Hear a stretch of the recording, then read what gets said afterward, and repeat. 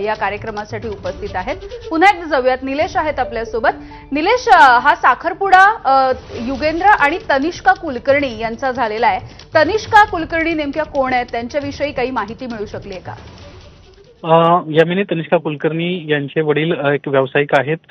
युगेंद्र पवार आणि तनिष्का कुलकर्णी यांना काही दिवसांपूर्वीच या संदर्भामध्ये घोषणा केली होती। त्याचवेळी शरद पवार यांच्या कुटुंबियाला जाऊन, संपूर्ण कुटुंबाला जाऊन युगेंद्र आणि तनिष्का भेटले होते। त्यानंतर अजित पवारांच्या कुटुंबियांना देखील जाऊन भेटले होते आणि त्यानंतर आजची एंगेजमेंटची तारीख ठरली होती। आज सकाळी 11:30 वाजता हा सोहळा पार पडला आणि त्यानंतर आता आलेले सर्व गेस्ट जे आहेत ते जायला सुरुवात झाल्याचं आपल्याला पाहायला मिळत आहेत। अगदी काही क्षणांपूर्वीच युगेंद्र आणि तनिष्का हे त्यांची आजी आशाताई आनंदराव पवार यांना सोडायला खाली आल्याचं आपल्याला पाहायला मिळालं।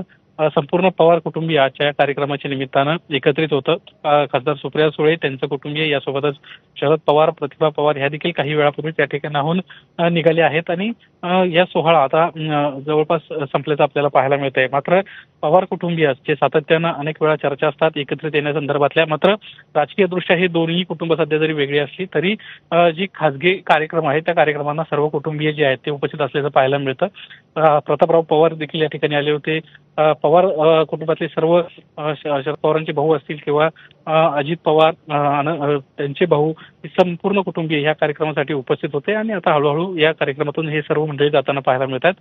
असा या घरगुती सोहळ्यासाठी पवार कुटुंबीय अनेक दिवसांनंतर आपल्याला एकत्रित आल्याचं आज यामिनी पाहायला मिळालं। युगेंद्र पवार यासोबतच तनिष्का कुलकर्णी हे देखील